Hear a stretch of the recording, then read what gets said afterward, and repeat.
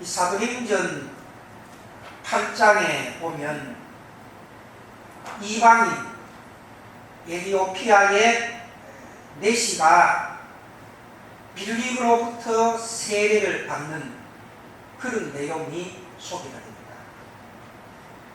그래서 이 에티오피아 내시가 빌립으로부터 세례를 받는 이 일은 이방인들에게 구원의 역사가 이루어지고 복음의 역사가 이루어진다 하는 것을 가르쳐주는 시작이라, 이방 선교의 출발이라, 시작이라, 그렇게 볼 수가 있습니다. 그리고 오늘 이 본문 말씀 가운데 나타나는 내용에 보면 고넬료라고 하는 백부장이 베드로를 통해서 성령의 기름 부음을 받고 세례를 받는 그런 내용이 오늘 이 10장에 기록이 되어져 있습니다. 그럼 에티오피아의 내시가 세례를 받는 것을 통해서 이방 선교의 시작이라고 한다면, 고넬료가 베드로를 통해서 세례를 받고 성령의 기름 부음을 받는 이 역사를 통해서 이방 선교의 확장이다, 이방 선교의 넓어진 확장, 또 이방 선교의 활동, 이것이라고 볼 수가 있습니다. 그래서 오늘은 이방인 고넬료의 신앙이라는 그런 제목으로 잠깐 말씀의 은혜를 받고자 합니다. 오늘 읽은 이 본문 말씀 가운데 3절에 보면 하루는 제 9시쯤 되어 한상 중에 밝히 보매, 고넬료가 기도하는 중에 한상을 보는 그런 내용이 나옵니다. 그 기도하는 중에 보는 그 한상에서 어떤 말씀을 보느냐, 바로 5절 말씀에 보니까 네가 지금 사람들을 욥바에 보내어 베드로라 하는 시몬을 청하라. 한상 중에 하나님의 사자를 통해서 고넬료에게 지금 욥바에 사람을 보내서 베드로라고 하는 사람을 네가 청해라, 그리고 그의 말을 들으라, 그런 하나님의 한상 중의 음성을 듣게 된 것입니다. 그리고 그 다음 1절을 하겠습니다만은 9절 이하의 말씀 가운데 보면 이튿날 그들이 길을 가다가 그 성에 가까이 갔을 그때에, 다시 말하면 고넬료가 자기의 하인 둘을 택해서 욥바에 보냅니다. 욥바에 보냈는데 그 욥바에 베드로를 만나기 위해서 보낸 그 길에서 욥바에 가까이 갔을 때에, 그때에 베드로도 하나님 앞에 기도를 하기 위해서 지붕에 올라갔습니다. 우리처럼 이런 주택이 아니기 때문에 이스라엘 그 유대 지방의 그 주택의 모형은 우리나라처럼 이렇게 좋은 그런 집을 짓고 그때 당시에 사는 것이 아니고 상당히 낮은 그런 집이고, 또 2층에는 사람들이 이렇게 올라가서 좀 활동을 할 수 있는 그런 옥상과 비슷한 그런 집입니다. 그래서 주로 그때 당시에 사람들이 기도하기 위해서 그 지붕 옥상에 올라가서 기도하는 경향들이 많이 있었습니다. 그래서 베드로도 기도하기 위해서 지붕에 올라가서 기도를 하고 있는 중에 역시 베드로도 한상을 봅니다. 그 베드로가 보는 한상이 바로 9절 이하에 보면 쭉 말씀을 주고 있는데, 그 한상의 그 내용이 어떤 내용인가 하면 각종 네 발을 가진 짐승, 각종 네 발을 가진 짐승과 기는 것과 나는 그런 더러운 짐승들을 보여주는 겁니다. 베드로에게. 원래 레위기서를 보면 구약의 유대인들은 더러운 짐승들은 구별해서 먹지를 않습니다. 더러운 짐승들 때문에. 근데 이 네 발을 가진 짐승들, 또 기는 짐승들은 더러운 것이니까 먹지를 않는데, 베드로가 기도하는 중에 항상 중에 주의 사자가 나타나가지고 베드로에게 네 발을 가진 짐승들을 쭉 보여주고 기는 짐승들을 쭉 보여주면서 한 말이, 베드로야, 일어나서 네가 보고 있는 그 네 발 가진 더러운 짐승들을 네가 일어나서 잡아 먹으라. 원래 유대인들은 이 더러운 짐승을 먹지는 않습니다. 그런데 하나님의 사자가 나타나가지고 이 더러운 네 발 가진 짐승을 잡아 먹으라고 했어요. 그러니까 베드로가 이상하다 생각할 거 아닙니까? 이거 더러운 거 짐승들 먹지 말아야 되는데 왜 이 짐승을 먹으라고 하지? 이상하다. 그렇게 생각하고 있을 때에 오늘 그 밑에 나타나는 15절 말씀 가운데 보면 이렇게 말합니다. 또 두 번째 소리가 있으되 하나님께서 깨끗하게 하신 것을 네가 속되라 하지 말라 하더라. 이미 하나님께서 깨끗하게 해 주었으니까 그 네 발 가진 더러운 짐승이라고 먹지 말고 먹으라. 그런 환상의 내용이었습니다. 그러면 지금 고넬료가 본 환상과 베드로가 본 환상과 연결이 되어진다. 그럼 지금 고넬료는 베드로를 요바에 있는 베드로를 층해서 설교를 들으라는 그런 환상이고, 베드로는 더러운 네 발 가진 짐승들을 먹지 말라고 하는 그런 환상이었단 말이에요. 그럼 이것은 곧바로 무엇을 말해 주느냐? 원래 옛날의 유대인들은 이방 사람들을 보고 더러운 사람으로 그렇게 취급을 했습니다. 좀 속된 말로 표현하면 이방 사람들을 개처럼 취급을 했다. 개처럼. 상종을 하지 않는 더러운 사람으로 이방 사람들을 생각을 했다는 말이에요. 그래서 같이 밥도 먹지 아니하고 같이 이야기도 하지 않고 같이 어떤 모임도 가지지 않고 그랬습니다. 유대인들 자기네들끼리 살아가는 거예요. 그런데 하나님께서는 이런 환상을 통해서 유대인들, 너희들이 더럽다고 생각하는 이방 사람들, 내가 깨끗하게 했으니까 더럽다고 생각하지 말고 이방 사람들에게도 가서 복음을 전해라. 그것을 영적으로 오늘 이 환상을 통해서 우리에게 보여주고 있습니다.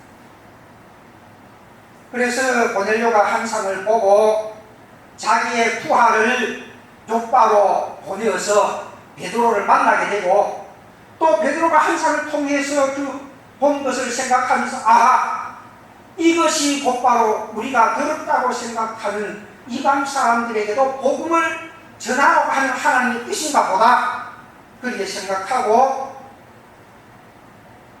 베드로가 지금 고넬료를 만나기 위해서 그 부하들과 같이 고넬료가 있는 곳으로 가게 된 거죠.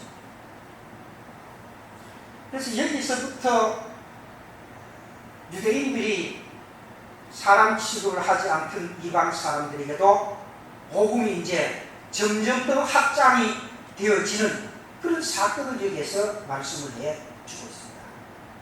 이 가운데서 오늘 이 성경에서 특별히 2절 이하의 말씀에 나타나는 그 고넬료의 신앙을 한번 살펴보려고 합니다. 그 신앙을 세 가지로 나눠서 한번 살펴볼 수가 있는데, 그 첫 번째는 이 고넬료의 신앙은 경건한 신앙의 사람이었다. 우리가 성경을 이렇게 좀 시대별로 공부를 좀 해보면은 구약 시대가 끝이 나고 신약 시대가 시작되기까지 약 한 400년 동안은 신구약 중간 시대라. 그렇게 말해요. 신구약 중간 시대에 남한과 북한 그 중간 지대가 있죠. 그 지대가 무슨 지대입니까? 비무장지대입니다. 비무장지대. 거기는 아무 사람이 살지 못하는 비무장지대가 있는 것처럼 구약과 신약 사이에 약 한 400년 동안은 신구약 중간 시대라. 그렇게 이야기합니다. 근데 BC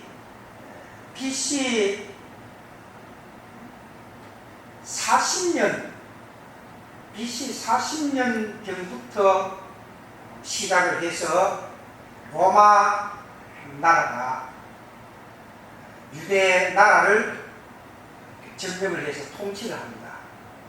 통치해서 이 유다 나라를 다스리게 되는데 바로 그때 시대에 지금 고넬료가 등장해서 살아가고 있는 그런 시대입니다. 그러니까 이스라엘은 로마의 속국에 있으면서 로마 황제의 지배를 받고 있습니다. 로마는 이스라엘 나라를 통치를 하기 위해서 이달리아 대라고 하는 군대를 조직을 해서 이달리아 대라고 하는 군대를 이스라엘에 파병을 합니다. 옛날에 우리나라도 맹고 부대, 뭐 이런 비둘기 부대, 이런 부대를 월남에 파병을 했던 것과 마찬가지로 로마 나라가 이스라엘 나라를 다스리기 위해서 이달리아 대라고 하는 군대를 편성을 해서 지금 로마가 이스라엘 나라를 통치를 하게 됩니다. 그 이달리아 군대를 맡아서 관리한 중대장 정도 되는 그런 직책을 맡은 바로 백부장의 직책을 맡은 그런 고넬료스. 근데 그의 그 시대, 그때 당시의 입장으로 본다고 하면 고넬료는 백부장으로서 위에도 보면 자기를 또 지시하는 그런 윗사람들이 있겠죠. 그리고 중대장쯤 되기 때문에 그렇게 뭐 경제적으로 윤택하고 그런 사람도 아니겠죠. 그런데도 불구하고 그는 참 경건한 그런 삶의 모습을 보여주고 있었다는 겁니다.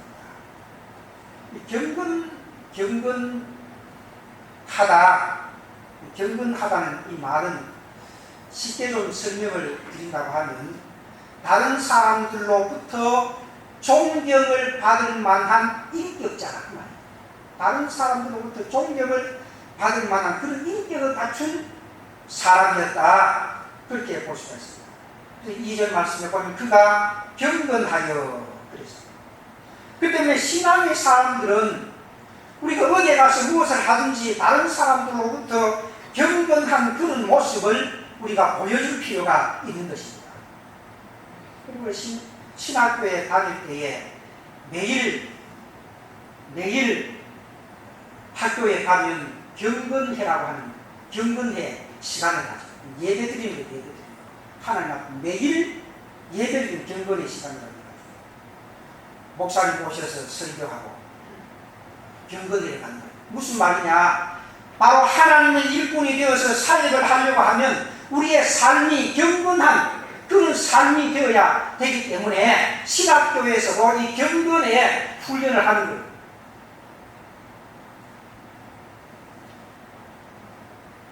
믿음이 좋은 장로님들이 경영하는 그런 기업체도 보면 매일 예배를 드리고 기도회를 가지고 그리고 근무를 하는 경우들도 없잖아. 들어있습니다만 이런 경건한 그런 삶의 모습을 이 백부장에게 가지고 있었다. 그렇다면 오늘 우리들도 마찬가지입니다. 오늘 우리들도 하나님을 믿는 믿음의 사람들로서 이 세상을 살아갈 때에 경건한 그런 모습을 세상 사람들에게 보여줘야 합니다. 그래서 베드로후서 3장 11절 말씀 가운데 보면 너희가 어떠한 사람이 되어야 마땅하뇨? 그때의 거룩한 행실과 경건함으로 거룩한 행실을 세상 사람들에게 보여주고 경건한 삶의 모습을 보여줍니다. 옛날에 청교도 그 운동이 있었어요. 청교도 운동. 청교도 운동의 그 생활의 그 모습이 바로 경건생활입니다. 경건생활. 그래서 많은 사람들에게 참 삶의 본을 보여주는 그런 사람인데 우리 예수 믿는 모든 성도들도 이런 경건한 삶의 모습을 세상 사람들에게 보여줄 필요가 있다는 것입니다. 그리고 디모데전서 4장 10절 말씀 가운데 보면 경건에 이르도록 내 자신을 연단하라. 경건에 이르도록 내 자신을 자꾸 훈련받을. 그래서 어디에 가서 어떤 입장에 놓여져 있다고 할지라도 우리의 삶의 모습이 세상 사람들 앞에 볼 때에 경건한 그런 삶의 모습으로 비추어져야 된다는 거죠.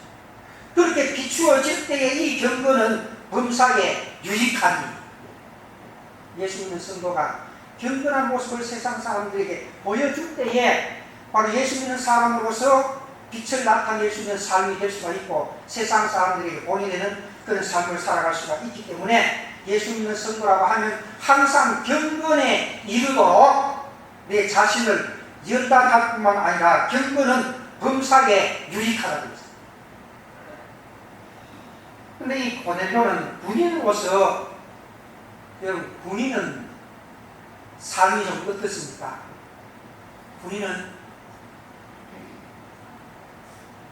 군인도 사람이죠. 사람들 휴가를 받아가지고 민간인하고 친구하고 같이 길을 걸어가면 뭐라 그럽니까? 똑같이 둘이 다 사람 걸어간다 합니까? 저 군인 걸어간다. 군인. 그리고 아무리 얌전한 사람이라도요, 군복을 입고 나면 좀 이 생활이 좀 행동이 좀 흐트러지는 그런 모습을 볼 수가 있습니다. 욕도 들어 많이 갖고 군복 입으면 그렇다니. 군복 벗으면 아주 얌전한데도 군복만 입으면 좀 삶이 흐트러지는 그런 모습을 보는데 이 고넬료는 군인입니다. 군인도 보통 그냥 군인이 아니고 중대장이라고 합니다. 중대장이면 모든 데 있어가지고 참 경건된 그런 삶을 살아간다는 것은 참 어려운 일입니다. 그런데 불구하고 이 고넬료는 군인으로서 갖추기 어려운 그런 경건한 인격적인 모습을 갖추었던 그런 사람이었다.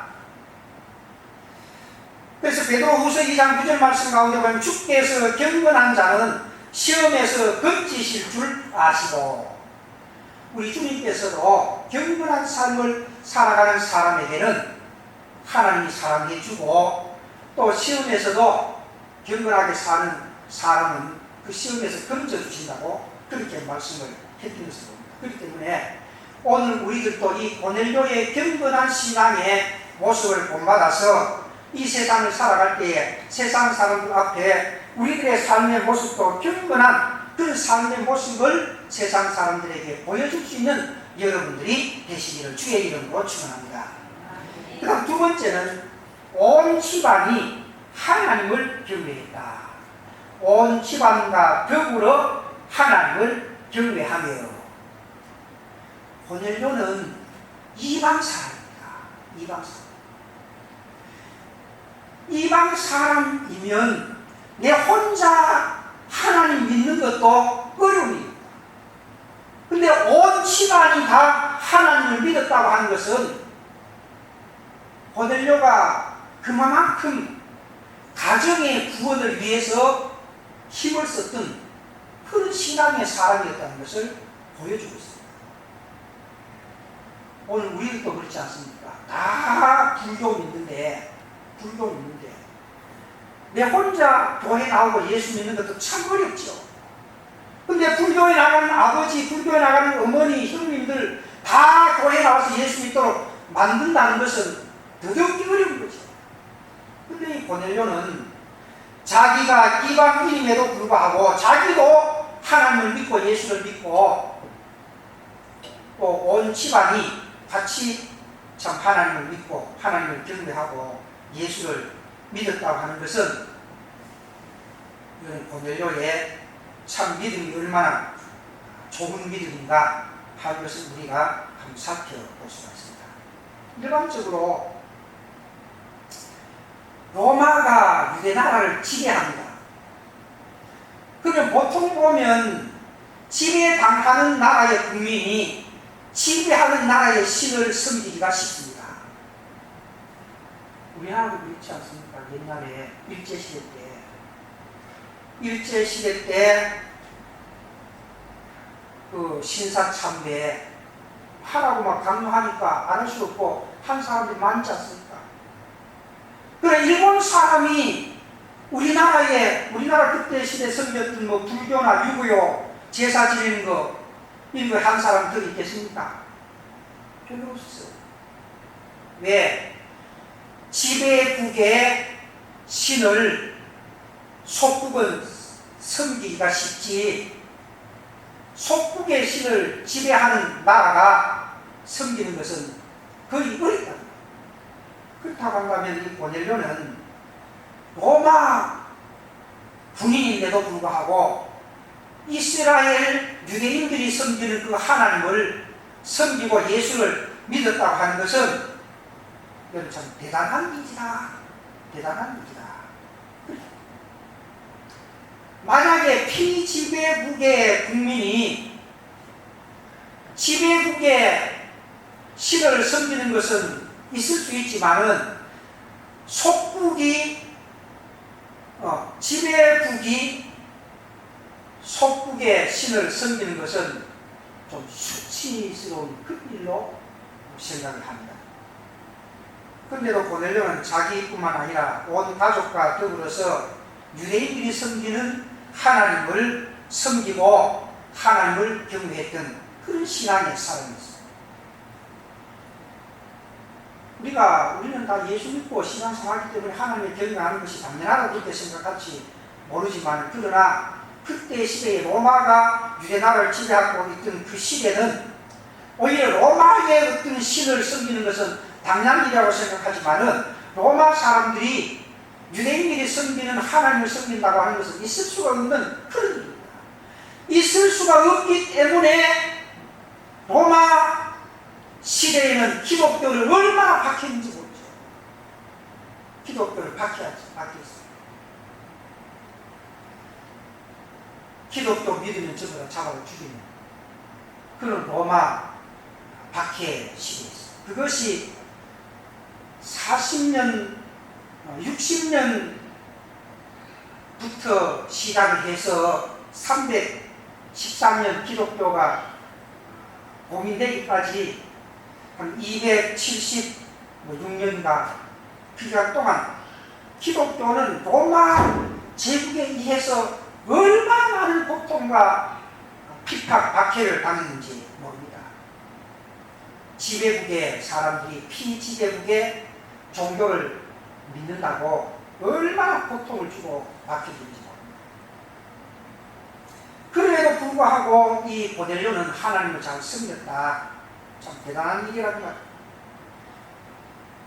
시편 22편 23절 말씀 가운데 보면 모든 자손이여 그를 경외할지라. 이거는 하나님께로부터 지음을 받은 모든 우리 인간은 하나님을 경외하는 것은 당연한 일이지요. 당연한 일이지만 그러나 유대교를 섬기지 않는 이방 사람들, 로마 교인들, 로마 시민들이 볼 때는 하나님을 섬기는 것, 이거는 아주 잘못된 그런 일이야. 그러나 우리는 하나님을 믿는 믿음의 사람이기 때문에 하나님께서 우리에게 말씀하신 그 말씀을 따라서 하나님을 잘 경외하는 그런 신앙의 삶을 살아가야 된다는 거죠. 그래서 시편 22편 23절에 보면 모든 자손이여 그를 경외할지어다. 하나님을 잘 경외해라. 또 열왕기상 8장 10절 말씀 가운데 보면 항상 주를 경외하며, 박해 시대 때는 하나님 경외하는 것을 보유하고 평화로운 시대에 하나님 경외하고 그런 것이 아니라 박해 시대 때에도 성경에서는 하나님을 경외하라 그렇게 말씀합니다. 성경이 우리에게 가르쳐주는 교훈의 말씀입니다. 그렇기 때문에 오늘 우리들도 지금은 다 신앙의 자유를 가지고 있는 시대이기 때문에 얼마든지 우리는 하나님 경외할 수가 있다고 그렇게 생각하고 신앙생활합니다만, 그러나 앞으로의 신앙은 어떻게 될지 우리도 알 수가 없습니다. 박해 시대가 됩니다. 8월 22일인가 로마의 교황이 우리나라를 방문해 온다는 그런 이야기가 있습니다. 우리는 그냥 로마 교황이 우리나라를 방문하는 것보다 일반적으로 대부분 다 방문하는가 좋다 그렇게 생각할지 모르지만, 조금 더 깊이 신앙적으로 생각하면 우리 기독교적인 면에서 살펴보면 로마 교황이 한국을 방문함으로 인해 가지고 기독교에 미쳐지는 나쁜 영향들이 엄청나게 많다는 겁니다. 이 팜프렛이 우리 교회도 좀 와 있는데 기회가 되면 여러분들이 좀 나누어 드리려고 생각합니다. 그거 읽어보면 사실 이 천주교 로마 가톨릭이 우리 기독교에서 보면 이단이야. 우리는 보면 천주교하고 우리 기독교하고 사촌간 아니냐 그렇게 생각할지 모르지만, 신앙적인 기독교적인 면에서 보면 천주교는 이단이에요. 그래서 이번에 WCC 그 부산 대회를 개최할 때도 마찬가지입니다만, 우리 교단에서 반대를 한 것은 거기에는 천주교 신부도 거기에 참여하는 걸 회의하잖아요.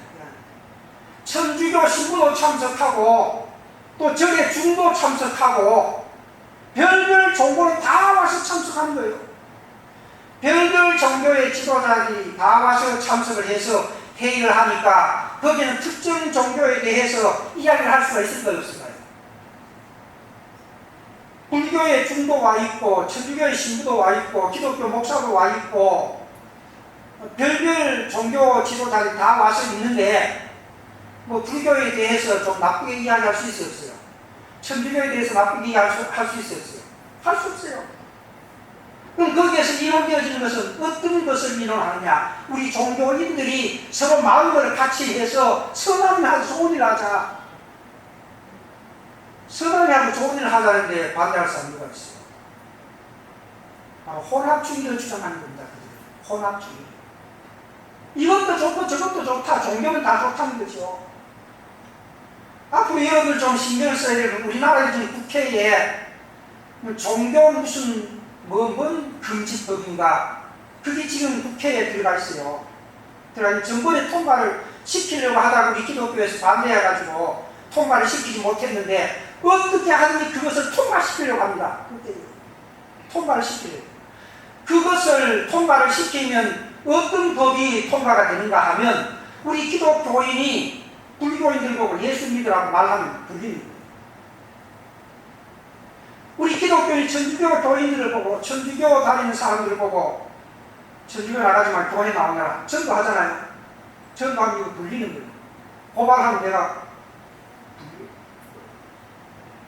벌금을 내든지 아니면 교도소 가든지 그런 법이에요. 그래 천주교 사람들도 기독교인들을 보고 천주교 오라 소리 하지 못하고 불교인들도 교인들 보고 절에 가자 소리 못하고 우리도 불교인 보고 교회 오너라 이렇게 이야기하지 말자는 겁니다. 그러면 누가 제일 손해볼까요? 누가 제일 손해볼까요? 우리가 제일 손해봐요. 우리는 어떻게 하든지 불교인이든지 천주교인이든지 미신을 섬기든지 어떻게 하든지 예수 믿고 구원받으라고 해야 되는 건데, 천주교나 불교나 이런 분들은 별로 그런 게 없어요. 아니, 불교 믿어도 극락가고, 천주교 믿어도 극락가고, 예수 믿어도 극락가고, 다 극락가니까 너 그거 좀 그거 믿어라. 불교 좀 불교 믿어라. 천주교 천주교 믿어라. 그러니까 천주교인들하고 불교인들하고 좀 맞아요. 그래서 체육 때도 같이 해요. 천주교 신부가 절에 가가지고 또 강의도 해요. 절에 스님이 천주교에 와서 또 강의도 해요. 이게나 그게나 꼭 같다 이 말입니다. 그러니까 우리가 볼 때는 아닌 게, 구원은 오직 하나님 때만 있는데, 구원은 오직 예수님을 믿어야 되는데, 이건 믿어도 간다, 저건 믿어도 간다. 혼합 종교는 다월증이라는 말이에요. 그러니까 법이 이렇게 통과되면 손해를 보는 것은 우리 기독교만 손해를 보는 거예요. 그래서 우리 기독교에서 반대하는 거예요. 나도 여기에 대해서 구체적으로 잘 모르지만 그냥 대충 뭐 그렇다 이야기를 합니다만, 깊이 들어가면 우리 기독교가 앞으로 어떤 어려운 박해를 받을지도 모릅니다. 이슬람 마찬가지입니다. 이슬람 문화가 한국에 들어와서 지금 굉장히 확산됩니다. 나중에 가면 오히려 이슬람 교인이 우리 기독교인보다 훨씬 많아질 수 있습니다. 그때 가면 우리 기독교가 박해를 당하게 됩니다. 그럼 이슬람 그 교 안 믿으면 다 사격시켜버려요. 그건 다른 거 없어요. 이에는 이, 눈에는 눈, 그대로 하는 거예요. 그 법이 그래요, 그 나라. 그럴 때는 이슬람 안 믿으면 다 사격시켜버리는 거예요. 그것 때문에 안 믿을 수 없는 거예요. 그만큼 어렵다는 겁니다. 지금 우리가 자유롭게 예수 믿고 신앙생활하지만은 우리 대회는 아니라 할지라도 우리의 밑에 대회에 가서는 종교에 대해서, 기독교에 대해서 말할 수 없는 박해가 올 수 있다는 거죠. 왜? 그것이 성경적이니까. 앞으로 환란의 날이 닥쳐온다고 했습니다. 그때 참 믿음을 보겠느냐. 다 교회에 나오는 사람들이 많지만은, 그러나 믿음을 가진 사람은 그렇게 많지 않다고 성경은 말합니다. 그럼 오늘 우리들은 환경이 어떻다고 할지라도 하나님을 잘 경외할 수 있는 그런 신앙의 모습을 보여줘야 된다는 것을 기억하고, 하나님을 잘 경외할 수 있는 여러분들이 되시기를 바랍니다. 그 다음 세 번째는 구제하고 기도하는 사람이었습니다. 그 다음 말씀 가운데 보면 하나님을 경외하며 백성을 많이 구제하고 중대장입니다. 중대장이면 경제적으로 그렇게 뭐 남을 도와주고 구제하고 그런 경제적인 여건이 허락된 그런 위치는 아닙니다. 그럼에도 불구하고 적은 것이지만은 그는 어려운 사람들을 구제하는 일에 힘을 쓰고 기도하는 일에 힘을 썼다고 그렇게 말씀을 해주고 있습니다. 그럼 오늘 우리도 마찬가지입니다. 기독교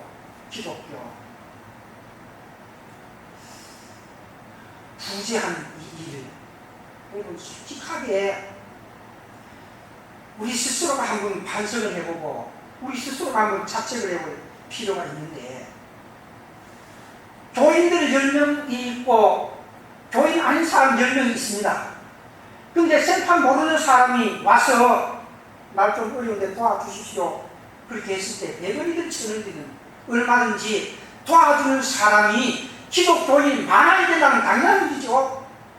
기독교인이 더 많아야 되는 것은 당연한 일이죠. 그런데 여러분, 기독교인들이 더 많겠습니까? 기독교인이 아닌 사람들이 더 많겠습니까? 네? 기독교인이 여러분들은 더 많다고 그렇게 믿고 또 그렇게 생각을 해야 될 것입니다. 막상 해보면 예수 안 믿는 사람이 그런 것은 그 자리예요. 예수 안 믿는 사람이 그 자리예요. 예수 안 믿는 사람이 교회 와서 밥 좀 주십시오 했을 때 교회는 밥을 잘 안 줘요. 그런데 나 안 믿는 데 가서 밥 좀 달라고 하면 주는 경우들이 많이 있어요. 좀 각성을 해야 돼요. 예수 믿는 사람들. 부재하고 남을 도와주는 그런 일에 우리가 좀 더 마음을 넓게. 기독교 신앙은 참 말만 하는 그런 종교가 아니고 구제하고 기도하고 하나님의 말씀을 실천하는 종교입니다. 마태복음 5장 42절 말씀 가운데 보면 내게 구하는 자에게 주며 내게 꾸고자 하는 자에게 거절하지 말라. 예수 믿는 사람들요, 돈이 주머니에 있어요. 근데 돈 좀 빌려달라 그러면은 뭐라 그래요? 돈 빌려주는 것보다 돈 없어 하는 경우들이 더 많아요. 물론 안 그런 사람도 있겠지만은 왜 그러냐? 빌려주면 안 주면 어떻게 하지? 이거 먼저 생각하는 거예요. 내게 구하는 자에게 주며 내게 꾸고자 하는 자에게 거절하지 말라고 했어요. 잠언 11장 25절 말씀 가운데 보면 부재를 좋아하는 자는 풍족하여질 것이요 남을 유택하게 하는 자는 유택하여지리라. 부재하면 그만큼 나에게 손해가 나고 안 되는 것처럼 보이지만 그러나 마지막에 가면 부재를 해도 오히려 나에게 손해가 나지 않는다. 오히려 도와주면 도와줄수록 더 유택해진다는 것을 여기서 말씀해 주고 있습니다. 얻어먹는 사람은 평생 얻어먹어요. 근데 주는 사람은요, 나중에 가면 부자가 돼요. 거지는 평생 거지예요. 원래 그것이 제일 좋다고 해요. 데살로니가서 5장 17절을 보면 쉬지 말고 기도하라고 했어요. 우리 예수 믿는 성도들은 부재하는 일에 인색하지 아니하고 기도하는 일에 게으르지 말아야 됩니다.